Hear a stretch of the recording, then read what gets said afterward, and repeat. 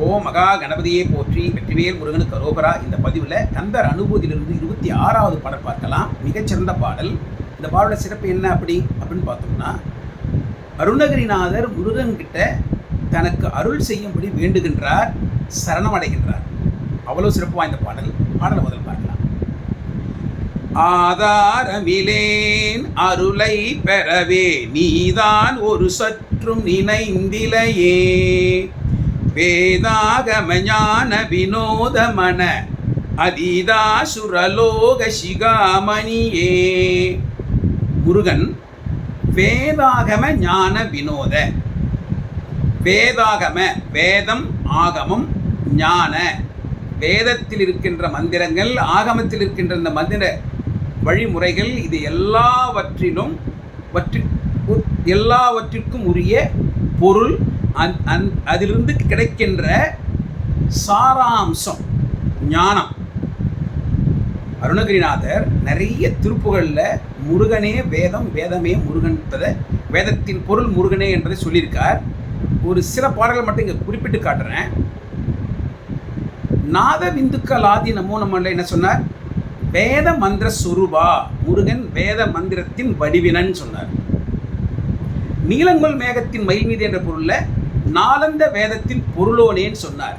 ஆக முருகன் ரிக், யஜுர், சாமம், அதர்வம் என்று சொல்லக்கூடிய 4 வேதத்தினுடைய பொருள் முருகனே. அதாவது இந்த வேதங்களிலும் ஆகமங்களிலும் சொல்லப்பட்டிருக்கின்ற அந்த மந்திரங்களை நாம் படித்து உணர்ந்து அதனுடைய உள்கருத்தை அறிந்து கொள்வதற்காக நம்ம உள்ளே ஆழ்ந்து சென்று கொண்டே இருந்தோமே ஆனால் நமக்கு என்ன கிடைக்கும்னா, கடைசியாக இருப்பது வேதத்தின் பொருள் பரம்பொருளாகிய முருகனே என்பதை நாம் புரிந்து கொள்ளலாம். அதுதான் வேதாகம ஞான. ஸோ வேதத்தின், ஆகமத்தின் ஞானம் முருகன். அவன் ஞான வினோதன்.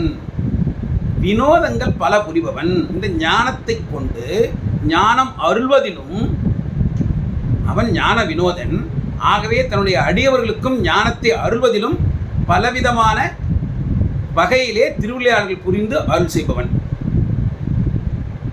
ஏன் அப்படி வெவ்வேறு வகையில் அவர் அருள் செய்யணும்?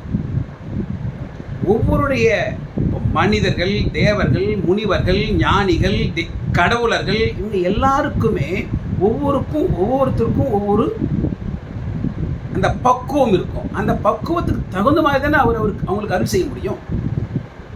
அருணகிரிநாதருக்கு ஒரு மாதிரி செய்வார், பாம்பான் சுவாமிகளுக்கு ஒரு மாதிரி செய்வார், நம் போன்ற மனிதர்களுக்கு இன்னொரு மாதிரி செய்வார். ஆக அந்த ஞானத்தை கொண்டு திருவிளையாடல் பல புரிபவர் முருகன். வேதாகம ஞான வினோத.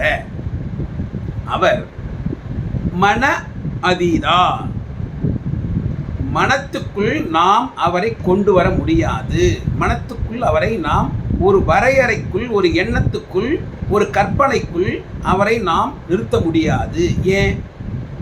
முருகன் பரம்பொருள், எல்லாவற்றிலும் இருப்பவன், எல்லா உயிர்களிடத்திலும் ஊடுருவி இருப்பவன், அண்டங்களை கடந்திருப்பவன், மலையாக, கடலாக, அண்டங்களாக இருப்பவன், எல்லா விதத்திலும் இருப்பவன். அப்படி இருக்கிற அந்த முருகனை நாம் எப்படி நம் மனசுக்குள்ள கொண்டு வந்து நிறுத்த முடியுமா? முடியாது இல்லை. ஆனால் கடவுளுடைய ஒரு ஒரு சின்ன பகுதியை நம்ம உணர்கின்றோம், அவ்வளவுதான். அவரை முழுமையாக உணர்ந்தவர்கள் யார் இருக்கார்கள்? ரொம்ப அழகாக புரிஞ்சுக்கணும்னா, அப்படியாப்பட்ட பிரம்மாவாலையும் விஷ்ணுவாலையுமே படைக்கும் கடவுள், காக்கும் கடவுள் அவர்களாலேயே சிவபெருமானுடைய அடியும் முடியும் பார்க்கவில்லை. நாம் எல்லாம் ஏமாத்திரம். ஆகவே மன அதீதா. முருகனை நம் மனதுக்குள் நாம் கொண்டு வர முடியாது. மன அதீதா. நம் மனத்திற்கு, எண்ணத்திற்கு, கற்பனைக்கு அப்பாற்பட்டவன். இவை எல்லாவற்றையும் கடந்தவன் அவன். அடுத்தது சுரலோக சிகாமணியே.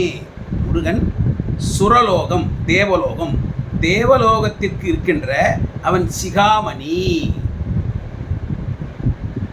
ஒரு ஒரு மனுஷன் இருந்தா அந்த மனுஷனுக்கு சிகை எங்க இருக்கும்? உயர்ந்த பகுதியில் இருக்கு.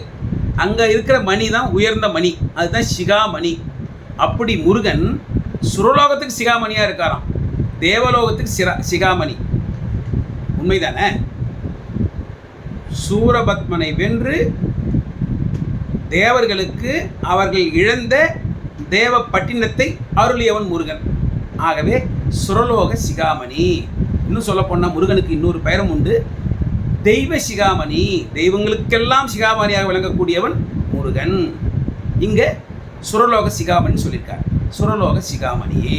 ஆக முருகன் வேதாகம ஞான வினோதன் 1, மன அதீதா 2, சுரலோக சிகாமணியே 3. மனதில் நம்மால் முருகனை முழுமையாக மனதில் வைத்து நிறுத்த முடியாது. அவருடைய ஒரு பகுதியை, ஒரு குணத்தை நாம் எண்ணிக்கொள்ளலாம். அப்படிதான் அந்த முருகனிடம் கேட்கிறார் அருணகிரிநாதர். என்ன கேட்கிறார் பாருங்க. ஆதாரம் இலேன் அருளை பெறவே. முருகா, எனக்கு ஆதாரம் என்பது யாருமே இல்லை,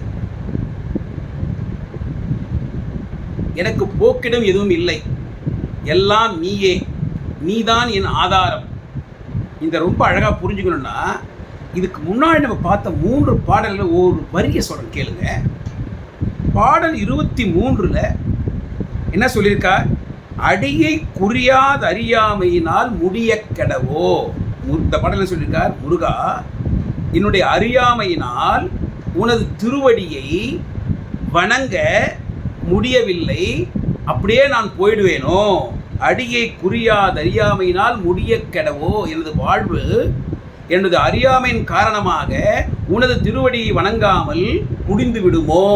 இது 23வது பாடல். 24வது பாடல்ல கூர்வேல்விழி மங்கையர் கொங்கையிலே சேர்வேன் அருள் சேரவும் எண்ணுமதோ.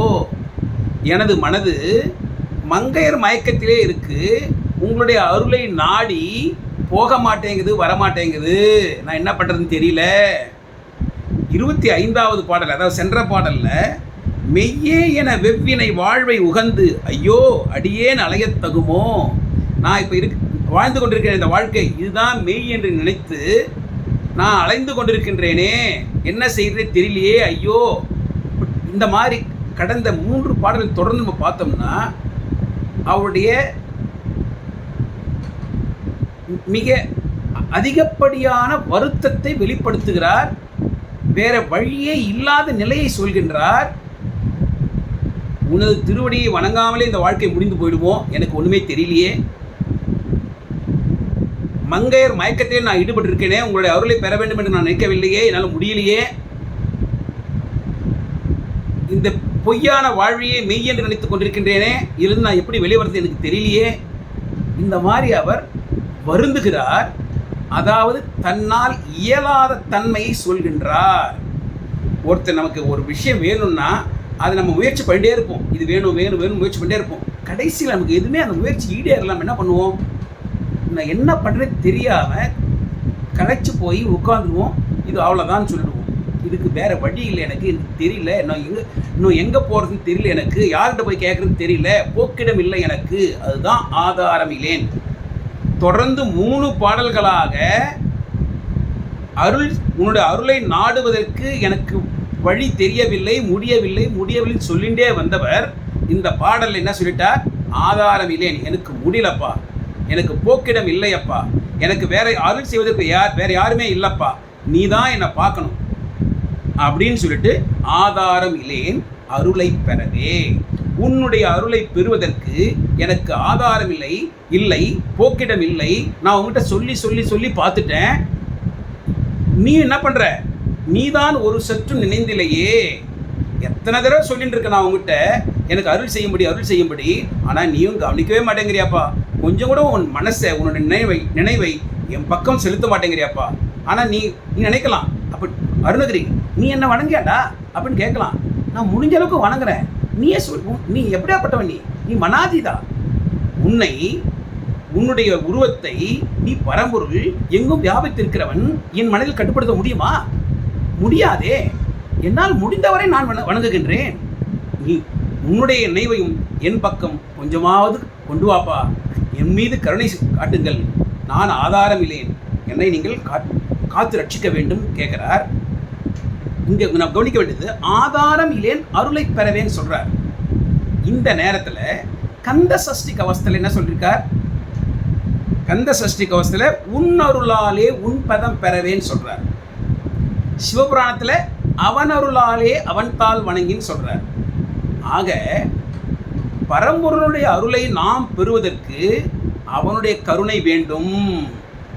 அவனுடைய கருணையை கொண்டே, அவனுடைய அருளை கொண்டே, அவனுடைய அருளை நாம் அவனிடத்தில் நாம் செல்ல முடியும். முருகனை பரம்பொருளை அடைவதற்கு அவனுடைய அருள் வேண்டும். ஆகவே ஆதாரம் இலேன் அருளை பெறவே நீதான் ஒரு சற்று நினைந்தலையே, நீ கொஞ்சமாவது என் மீது நினை, உன்னுடைய கருணையை, உனது நினைவை என் மீது செலுத்து, எனக்கு அருள் செய்யப்பா, உன்னுடைய அருள் எனக்கு வேண்டும் என்று முருகக் கடவுளை அருணகிரிநாதர் மனம் உவந்து மனம் வருந்தி வேண்டுகின்றார், அருள் செய்யும்படி கோருகின்றார். எனக்கு வேறு போக்கிடமில்லை என்று சரணம் அடைகின்றார், சரணாகதி அடைகின்றார். அவ்வளவு சிறப்பு வாய்ந்த பாடல்.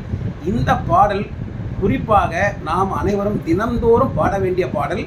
முருகனிடத்தில் சரணம் அடைந்தால் நமக்கு கிடைக்காத ஏதாவது இருக்குமா? அவன் நம்ம பார்த்துப்பான். அவ்வளவு சிறப்பு வாய்ந்த பாடல். இந்த பாடல் நம்ம பாடிக்கொண்டே இருக்க வேண்டும். பாடலை மறுபடியும் பார்க்கலாம்.